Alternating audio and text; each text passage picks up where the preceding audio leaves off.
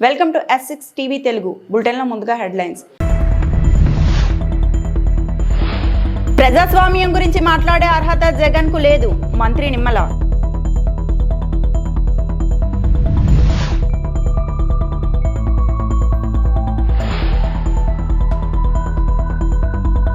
BJP రాష్ట్ర అధ్యక్ష ఎన్నికకు నోటిఫికేషన్.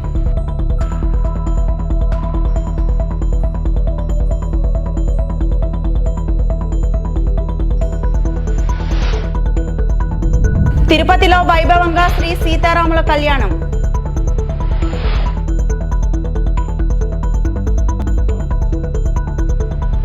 ప్రజాస్వామ్యం గురించి మాట్లాడే అర్హత జగన్ కు లేదని మంత్రి నిమ్మల రామానాయుడు అన్నారు. జగన్ 5 ఏళ్ల పాలన ఎలా ఉందో ప్రజలు ప్రత్యక్షంగా చూశారని, వైకాపా ప్రభుత్వ హయాంలో ఆర్థిక వ్యవస్థ చిన్నభిన్నమైందని విమర్శించారు. పశ్చిమ గోదావరి జిల్లా పాలకొల్లు నియోజకవర్గంలో పర్యటించిన మంత్రి నిమ్మల జల జీవన్ మిషన్ పనులకు శంకుస్థాపన చేశారు. అనంతరం మాట్లాడుతూ అన్ని చోట్ల దోచేసి రాష్ట్రాన్ని అప్పులపాలు చేసిన చరిత్ర జగన్దని మండిపడ్డారు. ప్రజాస్వామ్యాన్ని రక్షించాలని ఆయన గవర్నర్ కు ఫిర్యాదు చేయటం ఈ శతాబ్దపు విడ్డూరమని ఎద్దేవా చేశారు. ఆ ముఖ్యమంత్రికి ఈ ముఖ్యమంత్రికి ఉన్నటువంటి తేడా ఏంటనేది, ఆ విధ్వంసానికి ఈ నిర్మాణానికి ఉన్నటువంటి తేడా ఏంటనేది అదే ఒక ఉదాహరణ మీ అందరికి కూడా. మరి ఆ రోజు సరిగ్గా ఆనందంగా సంతోషంగా మరి నవ్వుకోవడానికి కూడా స్వేచ్ఛ ఉండేది కాదు. మరి బాధ వస్తే కన్నీళ్లు పెట్టుకోవడానికి కూడా స్వేచ్ఛ ఉండేది కాదు ఆ రోజు 5 సంవత్సరాల్లో. మరి ఈ రోజు ఈ 10 నెలల 12 నెలల్లో చూస్తూ ఉన్నారు, ఎంతో స్వేచ్ఛాయుతమైన పాలన, ప్రజాస్వామ్యబద్ధంగా ఈ రోజు పాలన సాగుతున్నటువంటి పరిస్థితి. అందులో భాగంగానే ఈ రోజు పెద్ద ఎత్తున మరి సంక్షేమ కార్యక్రమాలు, పెద్ద ఎత్తున అభివృద్ధి కార్యక్రమాలు ఈ రాష్ట్రంలో జరుగుతూ ఉన్నాయి. మీరు కూడా చూస్తూ ఉన్నారు. అధికారులకు వచ్చిన వెంటనే పింఛన్లు మీ అందరికీ తెలుసు. ఈవేళ 3,000 రూపాయల వృద్ధులు వితంతువుల పింఛను 4,000 రూపాయలకి పెంచిస్తూ ఉన్నాం. 200 రూపాయల పింఛన్ని 2,000 రూపాయలు చేసింది ఎవరు? చంద్రబాబు నాయుడు గారు. 200 రూపాయల పింఛన్ని 2,000 రూపాయలు చేసింది చంద్రబాబు నాయుడు గారు. మరి తర్వాత 2,000 రూపాయల పింఛన్ని 3,000 రూపాయలు చేస్తానని చెప్పినటువంటి గత ముఖ్యమంత్రి ఆ 1,000 రూపాయలు పెంచడానికి ఎంతకాలం పట్టిందమ్మా? 1,000 రూపాయలు పెంచడానికి ఎంతకాలం పట్టింది? 5 సంవత్సరాలు పట్టింది. 5 సంవత్సరాలు 1,000 రూపాయలు పెంచడానికి 5 సంవత్సరాలు పట్టింది. 250 లెక్కన 5 సంవత్సరాలు పట్టింది. మధ్యలో ఓ సంవత్సరం 2,000 కూడా పెంచలేదు. మళ్ళీ మనం వచ్చాం అధికారంలో, మనకి ఎంత సమయం పట్టింది? మొదటి నెల మొదటి తేదీన, అది కూడా ఎక్కడిస్తూ ఉన్నాం? మీ గడప దగ్గర ఇస్తూ ఉన్నాం, మీ ఇంటి దగ్గర ఇస్తూ ఉన్నాం. ఆ పింఛను కూడా సాక్షాత్తు రాష్ట్ర ముఖ్యమంత్రి చంద్రబాబు నాయుడు గారు సైతం ఆ పేదవాడి ఇంటికి వెళ్లి ఆ 4,000 రూపాయలు 6,000 రూపాయలు ఆ పింఛను ఇంటి దగ్గర అందజేస్తూ ఉన్నారు.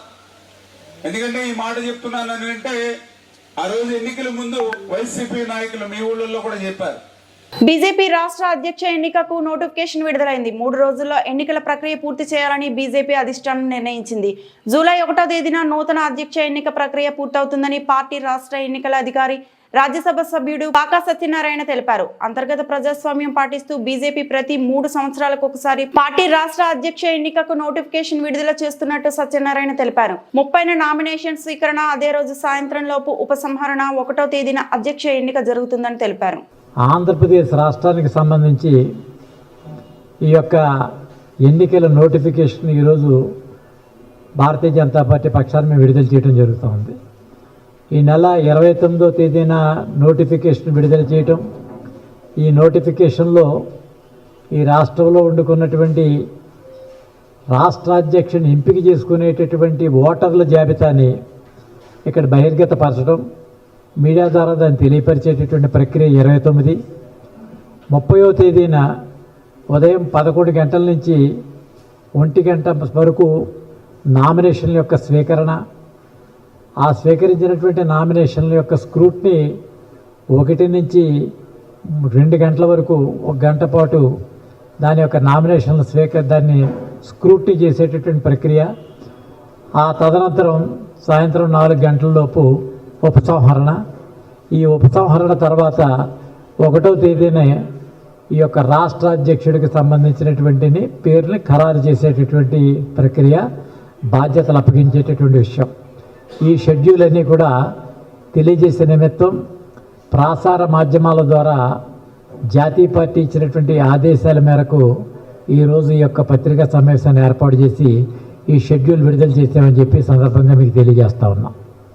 స్థూలంగా దీనికి సంబంధించినటువంటి విషయం ఇది. దీనికి సంబంధించి ప్రత్యేకంగా జాతీయ పార్టీ నుంచి పిసి మోహన్, వారు కర్ణాటక రాష్ట్రానికి చెందినటువంటి ఎంపీ, వారు అబ్జర్వర్గా ఈ యొక్క ప్రక్రియని వారి నేతృత్వంలో అంతా కూడా సమగ్రం జరుగుతూ దాని తదనంతరం నేషనల్ కౌన్సిల్స్ మెంబర్స్ యొక్క జాబితాను కూడా తయారు చేసి జాతీయ అధ్యక్షుడు ఎంపిక చేసేటువంటి ప్రక్రియ వారి ద్వారా కొనసాగేటటువంటి అవకాశం ఉందని చెప్పి తెలియజేస్తా ఉన్నాం.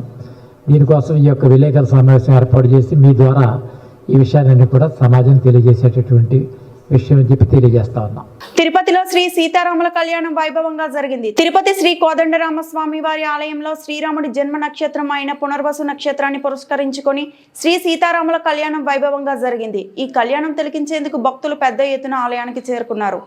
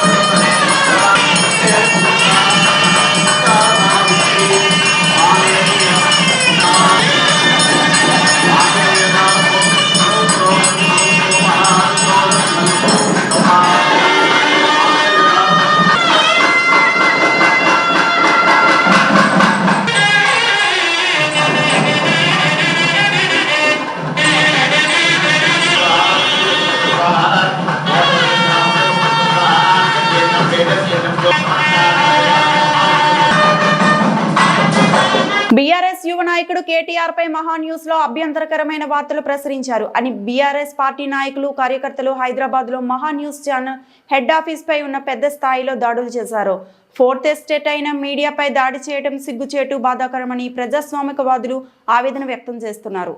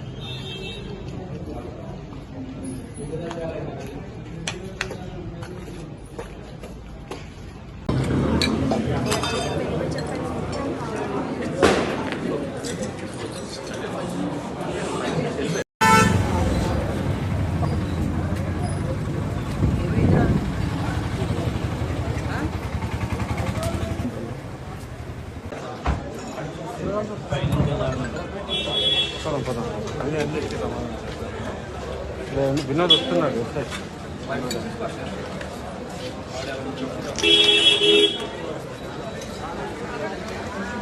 చేసేవన్నీ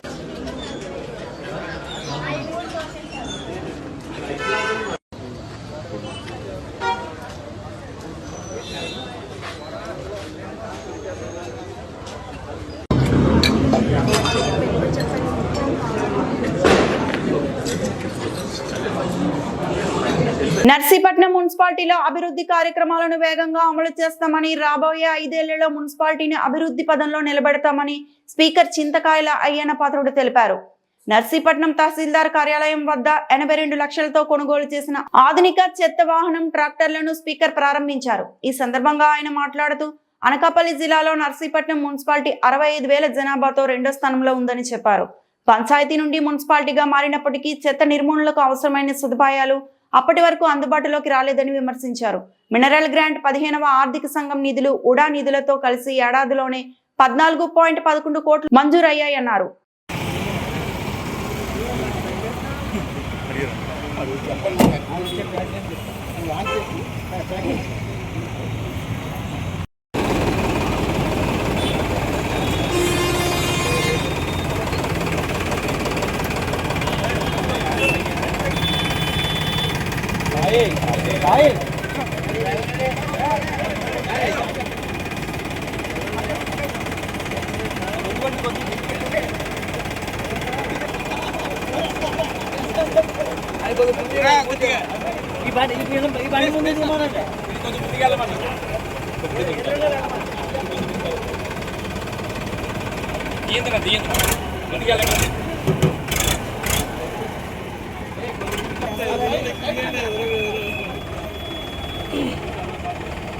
పూర్తి ఇస్తుంది మీకు ఇంట్లో కూడా వస్తుంది, నెట్లో వస్తుంది. నెట్ కూడా తెలిసిపోతుంది మీకు.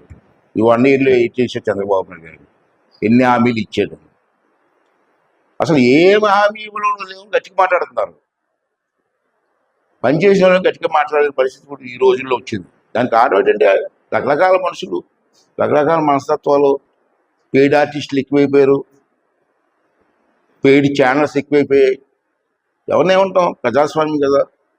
అయినా సరే మా పని మేము చేసుకోవాలని చెప్పి నేను తీసుకున్నాను. ఇవాళ మున్సిపాలిటీ తీసుకోండి, 5 సంవత్సరాలు వాళ్ళు చేసింది, ఈ 1 ఇయర్లో మేము చేసింది కంపేర్ చేయండి, తప్పులేదు. అలా 5 ఇయర్స్ మాకు టైం ఉంది. అది యాక్చువల్గా మున్సిపాలిటీ మనం గెలిచాం 5 ఇయర్స్. మొన్నటి వరకు వాళ్ళే పరిపాలించారు. ఈ 1 ఇయర్లో నేను గెలిచిన తర్వాత ఈ 1 ఇయర్లో ఏం చేసేవన్నది కూడా మీకు తెలియాలా, పబ్లిక్ కూడా తెలియాలా. అందుకే ఒకసారి మీకు రిమైండ్ చేద్దాం అనుకుంటాను.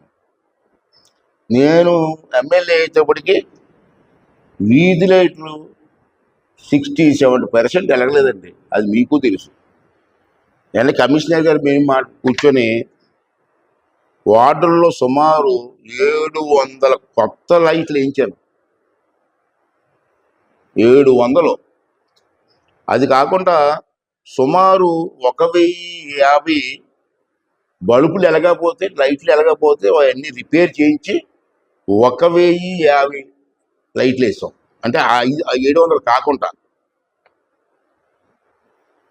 అలాగే కంపోస్ట్ యార్డ్లో ఉత్తరవాది దగ్గర పేరుకుపోయిన చెత్తను వైజాగ్ జిందాల్ విద్యుత్ ప్లాంట్కు పంపించిన సంగతి మీ అందరికీ తెలుసు. దాన్ని ప్రత్యేకంగా టిప్పర్ పెట్టి టిప్పర్లో పంపించి ఏర్పాటు చేసాం. ఇప్పటికీ 32 ట్రిప్పుల్లో సుమారు 400 టన్నులు చెత్తను పంపించాను విశాఖపట్నం, నర్సీపట్నం మున్సిపాలిటీ నుంచి. ఇవన్నీ 400 టన్నుల చెత్తని జిందాల్ కంపెనీ పంపించాను ఇక్కడి నుంచి. అంటే ఎంత చెత్త పేరు, టన్నులు, కేజీలు కాదు. మరి కేజీలు రాస్తారు కొంతమంది మీరు. 400 టన్నులు పంపించాను. ఇది ఎవరు చేస్తుంది? పబ్లిక్ తెలియదు. ఇది తూర్పుగోదావరి జిల్లా రాజమండ్రి రూరల్ వైఎస్ఆర్సీపీ విస్తృత స్థాయి సమావేశంలో బొత్స సత్యనారాయణ కామెంట్స్. ఎన్నికల్లో ఇచ్చిన ప్రకారం ప్రజలకు ఇచ్చిన హామీలను నిలబెట్టుకోవాల్సిన బాధ్యత అధికార పక్షానిదే. ప్రభుత్వం సక్రమంగా వ్యవహరించకపోతే ప్రజల పక్షాన బాధ్యత తీసుకొని పోరాడాల్సిన బాధ్యత ప్రతిపక్షానిది. వైఎస్ జగన్ ఇదే బాధ్యతను తీసుకున్నారు. ప్రభుత్వం అరచేతిలో ఏదైనా స్వర్గం చూపించి ప్రజలను మోసం చేస్తుందో దాన్ని క్షేత్రస్థాయికి తీసుకుని వెళ్తాం. ప్రజాప్రతినిధులే చట్టాలను చేతిలోకి తీసుకుని ఇష్టం వచ్చినట్లు ప్రవర్తిస్తున్నారు. ప్రతిపక్షం మాట్లాడితే చాలు ఏదో రకంగా నోరు నొక్కే ప్రయత్నం చేస్తున్నారు. హామీలు సక్రమంగా నిలబెట్టుకోలేకపోతే ప్రజలే ఖచ్చితంగా విని నిలదీస్తారు. పవన్ కళ్యాణ్, చంద్రబాబు కలిసి ప్రజలకి ఇచ్చిన హామీలు నిలబెట్టుకుంటామని త్రికరణ శుద్ధితో ప్రమాణం చేస్తున్నామని హామీ పత్రం ఇచ్చారు. వీరిద్దరూ మోసగాళ్లు. ప్రజలకు మాట ఇచ్చి నిలబెట్టుకోలేకపోతున్నారు. సూపర్ 6 కూడా సక్రమంగా అమలు చేయకపోయినా ఇచ్చిన హామీలన్నీ నిలబెట్టుకున్నట్లు చంద్రబాబు మాట్లాడటం దారుణం. హామీలు ఎక్కడ నిలబెట్టుకున్నామని జనంలోకి వెళ్లి అడుగుతాం. బాబు షూరిటీ, మోసం గ్యారంటీ కార్యక్రమం 3 అంచనాల్లో జరుగుతోంది. 40% ప్రజలు వైఎస్ఆర్సీపీకి మద్దతు పలికారు. కూటమి తాటాకు చప్పుళ్లకు లొంగేదే లేదు. ఏదైనా ప్రజల్లోకే తేల్చుకుంటాం. పార్టీని ముందు నడిపించడానికి మన పెద్దలు, మన రాష్ట్ర అధ్యక్షులు జగన్మోహన్ రెడ్డి గారు నన్ను నియమించారు. తర్వాత ఎన్నో సందర్భాల్లో మీతో మేము కలిసాం. ఇవాళ కొత్త కాదు. గత 30 సంవత్సరాల రాజకీయాల నుంచి మీతో ఉన్న సన్నిహిత సంబంధాలతో ఇవాళ ముందుకెళ్తున్నాం. ఇవాళ ఈ సమావేశ సందర్భంగా మీకు ఒకే మాటని, అది నా మాటే కాదు, ఈ పార్టీ మాట, జగన్మోహన్ రెడ్డి గారి మాట, మన అధ్యక్షుల మాట, ఆయన ఇచ్చిన నిన్న కాక మొన్న మా రాష్ట్రంలో ఉన్న 178 నియోజకవర్గ ఇన్ఛార్జీలని, దాంతోపాటు పార్లమెంటు ఇన్ఛార్జీలని, వారితో పాటు అబ్జర్వర్స్ని, వారితో పాటు జిల్లా ప్రెసిడెంట్ని, మొత్తం యావత్ పార్టీ ఫంక్షన్స్ పెద్ద అందరినీ కూర్చుని ఒక కార్యాచరణ రూపొందించారు. దాన్ని ఆయన దిశ నిర్దేశించారు. దాన్ని క్షేత్రస్థాయిలో తీసుకెళ్లాలని పార్టీ నిర్ణయించింది. ఆ నిర్ణయాన్ని మీకు చెప్పి మీ ద్వారా పార్టీ తాలూకు ఆలోచన ఏది ఉందో, పార్టీ తాలూకు విధానం ఏది ఉందో, పార్టీ తాలూకు నిర్ణయాన్ని ఏది ఉందో దాన్ని చేయాలనే ఇవాళ ఈ సమావేశం పెట్టాం. ముఖ్యంగా మీ అందరికీ తెలియంది కాదు, ప్రజాస్వామ్యంలో రాజకీయ పక్షాలు 2, ఒకటి అధికార పక్షం, 2 ప్రతిపక్షం. అధికార పక్షం తాలూకు బాధ్యత ఏదైతే ఎన్నికల్లో మాట ఇచ్చామో ఆ మాట నెరవేర్చి ఆ మాట ప్రకారం ముందుకెళ్ళి ప్రజల తాలూకు మన్ననలు పొందుతూ మళ్ళీ అధికారాన్ని కొనసాగించుకోవడం ఆ పార్టీ తాలూకా అధికార పార్టీ తాలూకా లక్ష్యం. అది చేయాలి, ప్రజాస్వామ్యంలో చేయాలని కోరుతారు ప్రజాస్వామ్యంలో ప్రతి వ్యక్తికి కూడా. అలాగే ప్రతిపక్షం కూడా వారి తాలూకు బాధ్యత ఏదైతే ప్రభుత్వం వారి తాలూకు విధానాల వల్ల ప్రజలకు ఏదైనా ఇబ్బంది అయినా, ప్రజలకైనా కష్టం వచ్చినా, ప్రజలకైనా ఒడిదుడుకు వచ్చినా, లేదు ఇచ్చిన వాగ్దానం నెరవేర్చకపోతే ఆ ప్రతిపక్ష పార్టీ ప్రజల తాలూకు గొంతుకై ప్రజల పక్షాన పోరాటం చేసి ఆ అధికారం ఉన్న ఆ పక్షం తాలూకా మెడలు వంచి ఆ కార్యక్రమాలు చేయవలసిన బాధ్యత ప్రతిపక్షాంతని చెప్పి మీ అందరికీ మనం చేస్తాం. అందుకే శ్రీకాకుళం జిల్లాలో శ్రీకుర్మం పంచాయతీ చీడిపేట గ్రామం గత 20 ఏళ్లుగా వారికి రోడ్డు సదుపాయం లేదు. ఎన్ని మార్లు అధికారుల దృష్టికి తీసుకువెళ్లినా మీ రోడ్డుకి గ్రాంట్ అలాట్ చేశాం కానీ కాంట్రాక్ట్ ఎవరూ రావటం లేదు అనేది అధికారుల మాట. నిజానికి అది పేపర్ వర్క్ కి పరిమితం అవుతున్న వైనం. 2 కుటుంబాల చేతిలో మాత్రమే రాజకీయం ఉంది. అందుకే శ్రీకాకుళం జిల్లా వెనుకబడిన జిల్లాగా పేరు తీసుకుని వచ్చారు. ఇది 2 రాజకీయ కుటుంబాలు. మా శ్రీకాకుళం పంచాయతీ, శ్రీకాకుళం డిస్ట్రిక్ట్ గార్మండ్లో మా పిల్లలు ఇప్పుడు స్కూల్కి వెళ్ళి వస్తున్నారు. 2 కిలోమీటర్స్ నడుచుకొని వస్తుండ్రండి ఊర్లోకి. రోడ్స్ లేదు. రోడ్ సెలక్షన్ అయ్యింది 1 కోటి రూపాయలకి, కానీ వేసే నాదుడు లేదు అని అంటుండ్రు. ఇలా రోజు ఇప్పుడు వేసవికాలం, ఇప్పుడు వర్షం లేదు కాబట్టి నడుచుకొని వచ్చేస్తాను. అదే వర్షం పెడితే మాత్రం చాలా ఇబ్బంది. ఇలాగైతే మేము ఎలా బతుకుతాం, మా పిల్లలు ఎలా బతుకుతారండి? దయచేసి ఆలోచించి మా రోడ్డుకి ఎవరో ఒకరు వేయండి. గవర్నమెంట్ ప్రభుత్వం నారా చంద్రబాబు నాయుడు, డిప్యూటీ పవన్ కళ్యాణ్ గారు దయచేసి స్పందించి మా ఊరికి రోడ్డు వేస్తారని కోరుకుంటున్నాం సార్. మాకు ఏం వద్దు సార్, ఒక రోడ్డు వేయండి సార్ చాలు. మా పిల్లల జీవితాలు మేము బాగు చేసుకుంటాం సార్. మా పిల్లలకు ఒక జీవితం ఇవ్వండి సార్, రోడ్డు వేసి ప్లీజ్ సార్. విద్యార్థులు సైబర్ నేరాలకు గురి కాకుండా ముందస్తు జాగ్రత్తలు తీసుకోవాల్సిన అవసరం ఎంతైనా ఉందని మదనపల్లి డీఎస్పీ మహేందర్ పేర్కొన్నారు. శుక్రవారం సాయంత్రం డీఎస్పీ కార్యాలయంలో ప్రైవేట్ కళాశాలల యాజమాన్యాలతో ప్రత్యేక సమీక్షా సమావేశం నిర్వహించారు. ఈ సందర్భంగా ఆయన మాట్లాడుతూ విద్యార్థులను సైబర్ మోసాల నుండి రక్షించేందుకు కాలేజీ యాజమాన్యాలు ప్రత్యేక చర్యలు తీసుకోవాలని సూచించారు. ప్రతి కళాశాలలోని సీసీ కెమెరాలు తప్పనిసరిగా ఏర్పాటు చేయాలని తెలిపారు. యువతను మత్తు పదార్థాల వినియోగం, ఈవ్ టీజింగ్ వంటి దుష్ప్రవర్తనల నుండి దూరంగా ఉంచేందుకు యాజమాన్యాలు, పోలీసులు కలిసి కట్టుదిట్టమైన చర్యలు చేపట్టాలని సూచించారు. సైబర్ భద్రతపై అవగాహన పెంపొందించేందుకు తరచూ విద్యార్థుల మధ్య అవగాహన కార్యక్రమాలు నిర్వహించాలని సూచించిన డీఎస్పీ. యువత భవిష్యత్తు రక్షించేందుకు అందరూ బాధ్యతగా వ్యవహరించాలని అన్నారు. దాని గురించి ఇప్పుడు సైబర్ క్రైమ్స్ గురించి ఎందుకు చెప్తున్నానంటే రీసెంట్ టైమ్స్లో నా దగ్గర కొంతమంది బాగా వెలుగుపెట్టడం మంచి పొజిషన్లో ఉన్న కూడా వచ్చి సార్ ఇట్లా ఏమంటారు సైబర్ క్రైమ్ సైబర్ క్రైమ్స్ ఏమని చెప్తున్నారు, ఏలియన్స్ చెప్తున్నారు, నేను సైబర్ ప్రాబ్లం ఉన్నాను అంటున్నారు, ఎట్లా సార్ 50,000 కట్టమంటున్నారు, ఫోన్ కట్ చేస్తే మాత్రం ఇంటికి వచ్చేస్తామంటున్నారు, కంప్లీట్గా హరాస్ చేస్తున్నారు, నేను 50,000 ఆల్మోస్ట్ అరేంజ్ చేసుకున్నాను సార్, ఏం చేయమంటారు సార్ అని చెప్పి నా దగ్గరకు వచ్చాను. ఇమీడియట్గా ఆ టైంలో నేను ఏంటంటే అట్లా ఉన్నప్పుడు నేను ఫోన్ ఎక్కకూడదు. సో ఫస్ట్ ఇమీడియట్గా బ్లాక్ చేసుకోవాలి. సైబర్ పోర్టల్ ఏవైతే ఉన్నాయో వాళ్ళకు కూడా మనం రిపోర్ట్ చేయాలి. సో అందువల్లనే స్టూడెంట్స్ ఎవరైతే ఉంటారో డెఫినెట్గా తెలుసు తెలియజేయాల్సిన వాళ్ళు కూడా ఈజీగా కూడా ఉంటారు కాబట్టి సైబర్ దాని గురించి కంప్లీట్ చేస్తున్నారని అవేర్నెస్ చేస్తున్నాయి. సైబర్ కావచ్చు, మామూలుగా గవర్నమెంట్ అయితున్న వాళ్ళపైన వైలెన్స్ కావచ్చు, ఇలాంటి వాళ్ళపైన డెఫినెట్గా మీరు కూడా ప్రోగ్రామ్స్ కండక్ట్ చేస్తుంటే మా పోలీస్ డిపార్ట్మెంట్ తరఫు నుంచి కూడా మేము ఎప్పుడు కూడా పాటిస్తుంది. రేషన్ స్థానంలో నగదు బదిలీ ప్రతిపాదనను వెంటనే ఉపసంహరించుకోవాలి. సిఐటియు అన్నమయ్య జిల్లా. రాష్ట్ర ప్రభుత్వం పేదలకు రేషన్ బదులు నగదు బదిలీ పద్ధతిని అమలు యత్నించడం తగదని, దానిని వెంటనే ఉపసంహరించుకోవాలని సిఐటియు అన్నమయ్య జిల్లా అధ్యక్షుడు సిహెచ్ చంద్రశేఖర్ డిమాండ్ చేశారు. ఈ సందర్భంగా ఆయన ఒక ప్రకటనలో మాట్లాడుతూ ఎన్టీఆర్ ప్రారంభించిన ₹2 కిలో బియ్యం పథకం పేదల ఆకలిని తీరుస్తుందని గుర్తు చేశారు. నగదు బదిలీ విధానం అమలైతే ప్రజా వ్యతిరేక ప్రభావాలు తప్పవని హెచ్చరించారు. కేంద్రంలోని బీజేపీ ప్రభుత్వ ఒత్తిడిని తలవంచి రాష్ట్ర ప్రభుత్వం ఈ నిర్ణయం తీసుకోవడం దురదృష్టకరమని విమర్శించారు. ఇప్పటికే ఇంటి వద్దకే సరఫరా చేస్తున్న రేషన్ సేవను నిలిపివేసి ప్రజలకు డీలర్ షాపుల వరకు 3-4 కిలోమీటర్ల నడవాల్సిన పరిస్థితిలోకి నెట్టడం బాధాకరమని అన్నారు. దీనివల్ల రోజువారీ కూలీలు పని కోల్పోతున్నారని, గంటల తరబడి క్యూలలో నిలబడాల్సిన పరిస్థితి వస్తోందని అన్నారు. ఈ మార్పుల వల్ల రాష్ట్ర వ్యాప్తంగా సుమారు 20,000 మంది ఉద్యోగాలు కోల్పోయే ప్రమాదం ఉందని ఆందోళన వ్యక్తం చేశారు.